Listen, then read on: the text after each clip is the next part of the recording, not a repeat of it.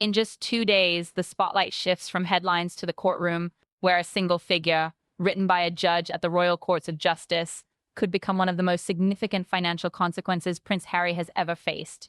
This won't be speculation from commentators or estimates from tabloids. It will be a legally enforceable decision determining exactly how much of a reported $50 million legal bill he must personally pay. But the story leading to that moment is far more complicated than many people realize. As the trial unfolded over 11 weeks, one issue quietly emerged that has taken on new importance. While giving evidence under oath, Prince Harry stated that he had never used the Facebook name Mr. Mischief. However, Associated newspapers later presented documents in court that appeared to tell a different story. Those records included Facebook messages dated December 2011 and January 2012. According to the documents shown in court, an account using the name Mr. Mischief, identified by the newspaper as belonging to Prince Harry, was exchanging personal messages with Daily Mail journalist Charlotte Griffiths. Within those conversations, the account reportedly referred to her by the nickname Movie Snuggles. The contrast between Prince Harry's sworn testimony and the documentary evidence presented during the proceedings quickly became one of the most closely watched moments of the trial. Yet that wasn't the only issue to draw intense scrutiny. Another key element of the case centered on a witness statement from Gavin Burrows, which had originally supported part of Prince Harry's legal arguments. During the proceedings, that statement came under fierce examination, with the court hearing allegations that it had been fabricated. The dispute over its credibility became another major point of contention as the trial progressed. Those developments were already significant when the judgment was handed down on July 7. But now, as the court prepares to decide who pays the enormous legal costs, they could carry even greater weight. That's because the upcoming hearings are no longer about deciding who won the case. Instead, they focus on something equally important in legal terms: the conduct of the parties throughout the litigation. Former cost judge Colin Campbell has explained that in exceptional circumstances, a court may move beyond ordinary cost awards if it concludes that someone's behavior fell well outside what is normally expected. In legal language, that standard has been described as conduct outside the norm.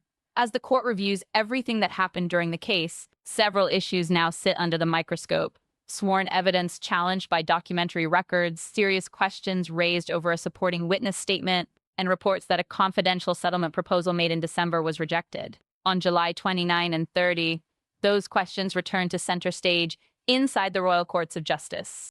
The judge now has several possible paths when determining costs, from a standard order to far more severe outcomes that legal experts say can dramatically increase financial exposure. Each option carries very different consequences, and every decision will depend on how the court views what happened throughout this extraordinary case.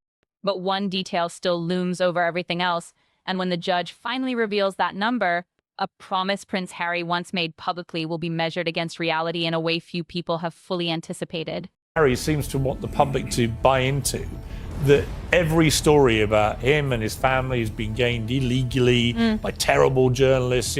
It's just not. The verdict itself is no longer the question. That chapter closed on July 7, when Judge Fancourt issued a judgment spanning more than 400 pages and dismissed Prince Harry's claims against Associated newspapers. What comes next is something entirely different, and it's why a Facebook account from 2011 has suddenly become relevant again as the court prepares to decide who shoulders an enormous legal bill. The hearings scheduled for July 29 and 30 won't revisit whether the case was won or lost. Instead, the focus shifts to how the litigation was conducted from beginning to end. The judge's task now is to determine whether the losing side acted in a way that fits the normal rules on legal costs or whether its conduct warrants a more severe order. That distinction could make an extraordinary difference. Legal experts generally describe three possible approaches. The first is the standard basis, which is the outcome seen in most civil cases. Under that approach, the unsuccessful party pays legal costs that the court considers both necessary and proportionate.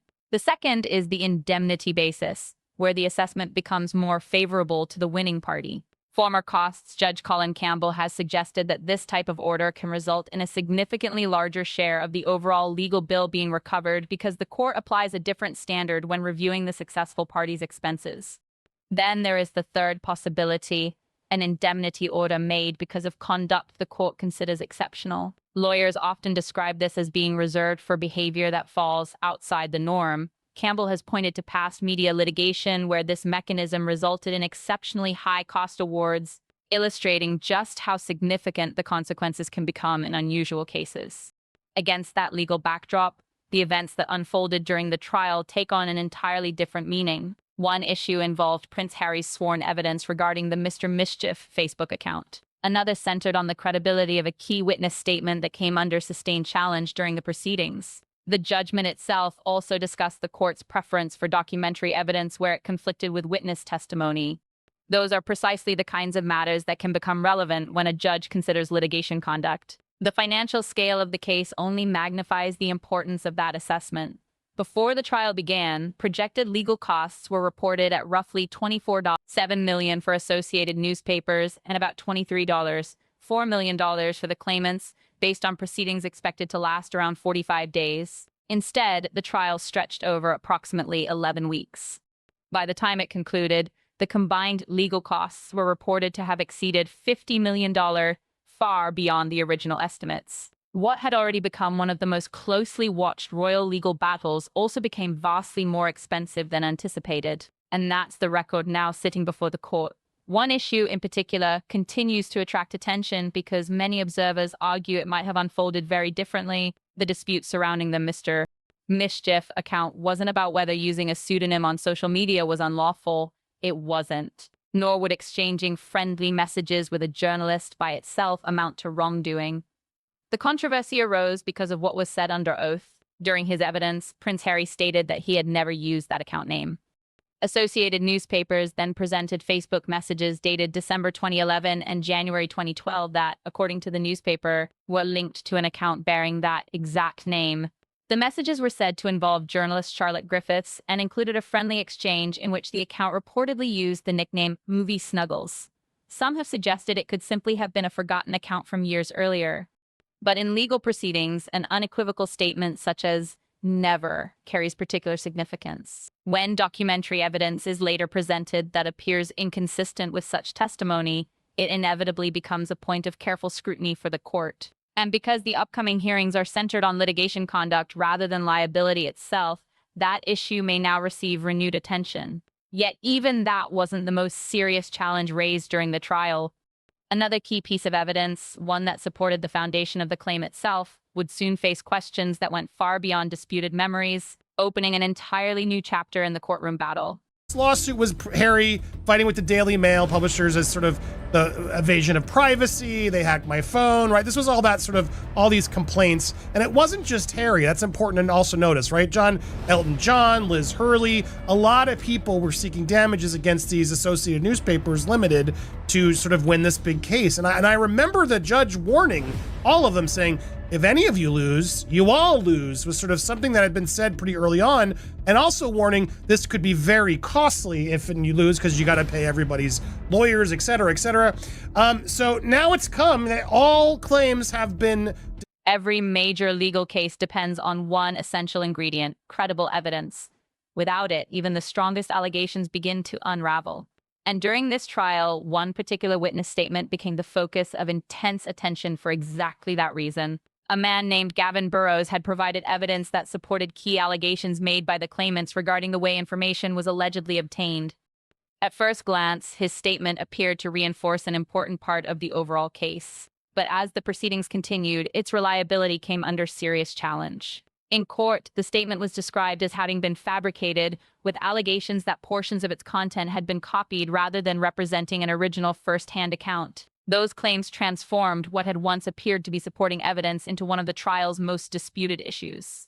That development became even more significant when viewed alongside the judge's final ruling. In a judgment stretching beyond 400 pages, the court emphasized the importance of documentary evidence where it conflicted with witness testimony. Rather than relying solely on recollections, the judgment repeatedly highlighted the greater weight that contemporaneous records could carry. When those observations are placed beside the events that unfolded during the trial, the contrast becomes difficult to ignore. On one side were witness accounts that faced substantial challenges during cross-examination. On the other were dated documents produced in court that the judge considered alongside the oral evidence before reaching a decision. By the time judgment was delivered, the documentary record had become one of the defining features of the case. And that matters now more than ever. The upcoming cost hearings are not simply about who prevailed. They also examine whether the litigation was pursued in a manner the court considers reasonable. Every decision made before and during the trial can become part of that assessment. But another development, revealed only after the judgment, has added an entirely new layer to the discussion. According to reporting by the Times following the verdict, there had reportedly been an attempt to resolve the dispute privately before Prince Harry ever entered the witness box. The report stated that in December 2025, representatives acting for Prince Harry approached Associated Newspapers through a retired senior police detective who served as an informal intermediary, exploring whether a settlement might be possible outside the courtroom. The approach was said to have been unsuccessful, and the case continued toward a full trial. It's important to note that seeking a settlement is a routine part of civil litigation. Parties frequently explore whether disputes can be resolved before incurring the enormous expense of a lengthy court battle, and doing so is not, in itself, evidence of wrongdoing. However, the sequence of events has inevitably attracted attention. After settlement efforts reportedly failed, the case proceeded through an 11-week trial. During that process, disputed evidence received extensive scrutiny, witness testimony was vigorously challenged, and the legal costs continued to climb well beyond the figures originally projected. By the end, the reported combined bill had surpassed $50 million. Now, with the court preparing to determine how those costs should be allocated, every stage of that journey, from the reported settlement discussions to the evidence examined at trial, forms part of the broader picture the judge will consider. Yet the legal battle is only one side of the story. Outside the courtroom, another question has been quietly building ever since the judgment was handed down. It centers on a public commitment Prince Harry made just weeks ago, one that many royal observers believe will soon face its first real test.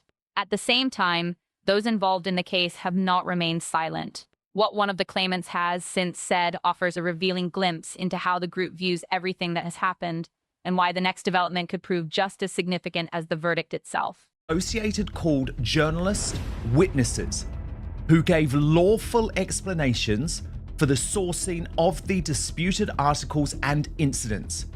The court accepted their evidence, including their denials of unlawful information gathering. The allegations were serious.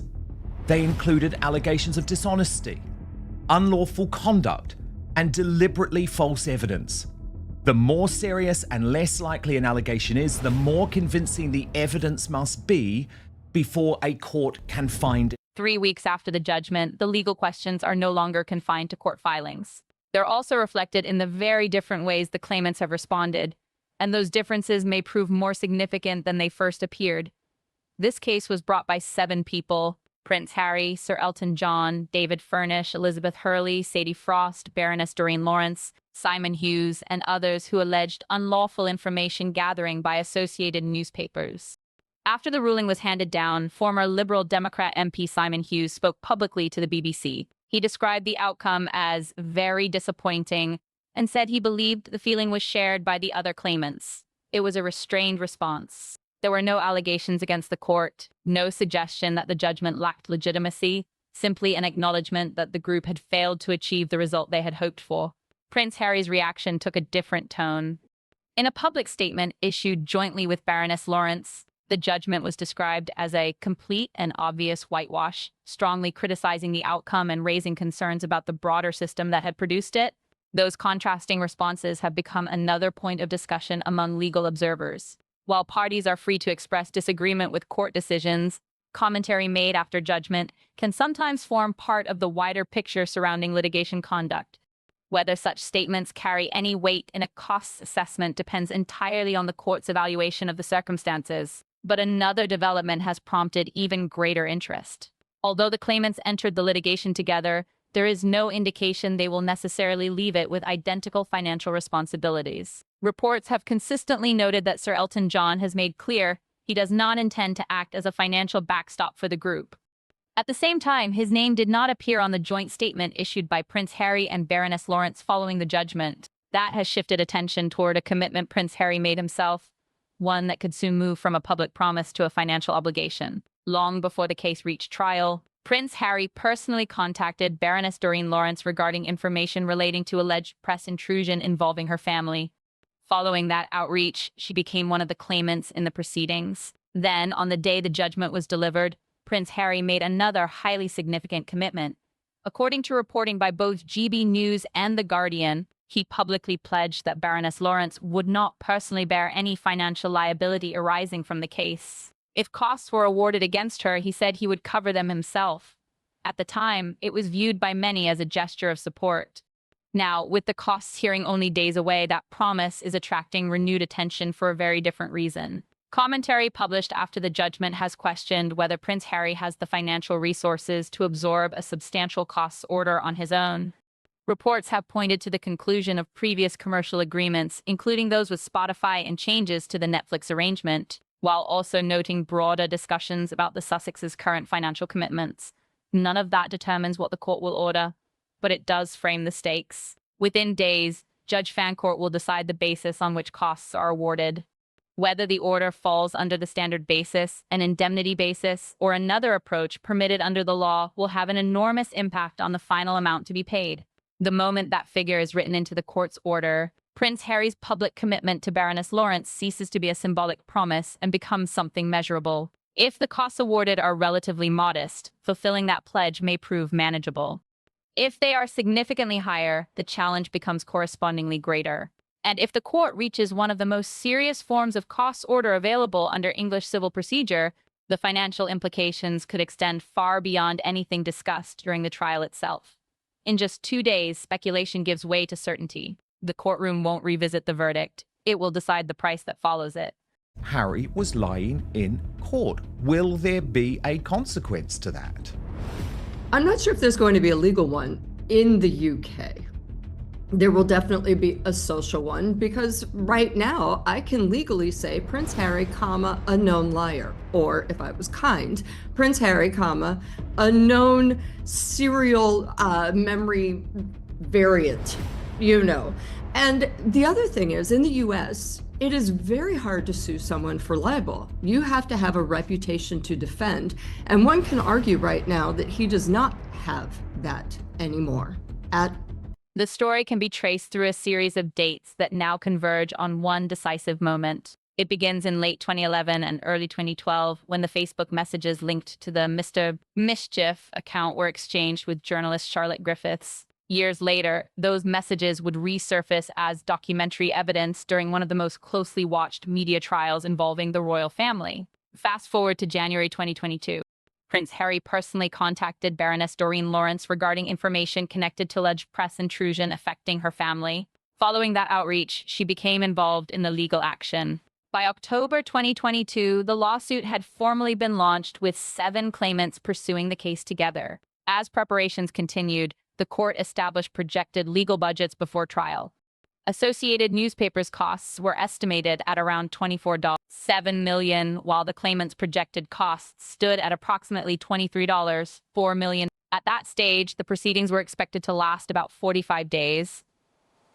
That estimate would prove dramatically different from reality. According to reporting that emerged after the judgment, Prince Harry's representatives reportedly explored a confidential settlement in December 2025 through an informal intermediary, a retired senior police detective. Associated Newspapers declined, and the litigation continued toward a full hearing. When the trial opened in January 26, Prince Harry's team publicly expressed confidence in the strength of their case. Over the following months, however, the proceedings expanded far beyond their original timetable. Instead of ending within the expected schedule, the trial stretched to roughly 11 weeks. During that time, the court heard extensive evidence, including disputes surrounding the Mr. Mischief Facebook account and challenges to the credibility of the Gavin Burrows witness statement. Then came July 7. Judge Fancourt delivered a judgment exceeding 400 pages, dismissing the claims. The ruling discussed the court's assessment of documentary evidence alongside witness testimony, while Associated Newspapers stated that the combined legal costs had exceeded $50 million. On that same day, Prince Harry and Baroness Lawrence released a statement sharply criticizing the outcome. Sir Elton John was not a signatory to that statement. It was also the day Prince Harry publicly pledged that Baroness Lawrence would not personally bear any costs arising from the litigation. The developments continued almost immediately. The following day, The Times reported the previously undisclosed settlement discussions that had allegedly taken place months before trial. Simon Hughes then spoke to the BBC, describing the judgment as deeply disappointing for the group. Days later, Further reporting questioned whether Prince Harry possessed sufficient liquid resources to absorb a potentially substantial cost order on his own, while separate reports continued to indicate that Sir Elton John would not provide additional financial support. As the hearing date approached, speculation intensified across royal commentators and the media. Yet one point remained consistent. The court had not altered its timetable. Now, everything comes down to what happens inside the royal courts of justice. Whatever the judge ultimately decides, the outcome rests on three separate issues that have emerged throughout this extraordinary litigation. The first is the court's assessment of conduct.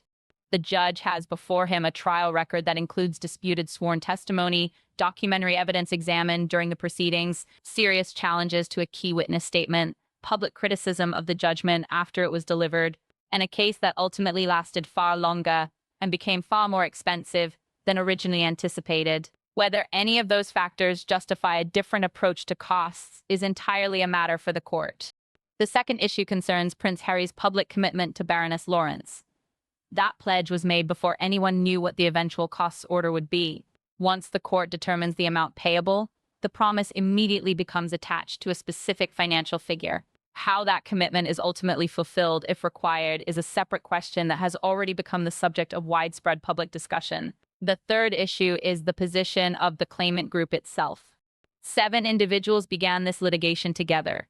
Since the judgment, however, their public responses have not been identical. Some have adopted measured language. Others have expressed much stronger criticism of the outcome. Reports have also highlighted differing financial circumstances among those involved. In complex group litigation, the practical consequences of any costs order may depend not only on the total amount awarded, but also on how responsibility is allocated under the applicable legal framework and each party's ability to satisfy any obligation. In just days, the speculation ends. The evidence has been heard. The judgment has already been delivered. Now comes the final calculation, the one figure that will determine how the consequences of this remarkable legal battle are ultimately shared. Charles must now strip his titles. This case, this verdict was make or break for the Duke of Delusion, and it is over. It's worth pointing out he's also dragged 7 other claimants down with him, including Baroness Doreen Lawrence, a woman who the Daily Mail supported through the murder of his son, Stephen Lawrence. However, the judge, Justice Nicklin, has accepted the explanation of all the Daily Mail journalists in question. Here's the calculation. Once, Harry testified under oath. The story now reaches the moment everything has been building toward. Over the course of the trial, the court examined a series of issues that ultimately shaped its final judgment. Among them was Prince Harry's testimony that he had never used the Facebook name Mr. Mischief. During the proceedings, Associated Newspapers presented Facebook messages dated December 2011 and January 2012 that it argued showed an account using that name communicating with journalist Charlotte Griffiths, including messages that reportedly used the nickname Movie Snuggles. Another major point of dispute involved a witness statement from Gavin Burrows. During the trial, its reliability was challenged, and the court closely examined the role it played within the wider case. When judgment was handed down, the court issued a decision running to more than 400 pages, explaining why the claims failed and discussing the relative weight given to documentary evidence compared with witness testimony. Before that judgment, reporting later revealed that Prince Harry's representatives had reportedly explored a confidential settlement through an informal intermediary. No agreement was reached, and the litigation continued through an 11-week trial that ultimately generated legal costs reported to exceed $50 million, far beyond the original projections. After the ruling, Prince Harry publicly criticized the outcome and pledged that Baroness Doreen Lawrence would not personally bear any financial liability arising from the case, promising to cover her share himself if necessary. Now the focus shifts to the costs hearing. Legal experts have explained that the court has several possible approaches when deciding costs, ranging from the standard basis to an indemnity basis, with exceptional cases potentially attracting different treatment depending on the court's assessment of the parties' conduct throughout the litigation. What the judge will decide cannot be known in advance. Only the court can determine which basis applies, and any prediction before the ruling would be speculation. When the cost judgment is published, it will explain the legal basis for the order and identify the conduct the judge considers relevant. Until then, there is no confirmed answer to which cost basis will be applied or which specific findings will be cited as supporting that decision. In just days, that uncertainty ends. The evidence has already been heard. The judgment on liability has already been delivered. Now, the court will decide what the financial consequences should be, and its written reasons will reveal not what commentators expected, but what the judge actually found. If you've been following every twist in this extraordinary legal battle, let us know your thoughts in the comments. How do you think the court will approach the cost decision, and why? If you enjoyed this in-depth breakdown, don't forget to like the video, subscribe to the channel, and turn on notifications so you won't miss our next update on the royal family.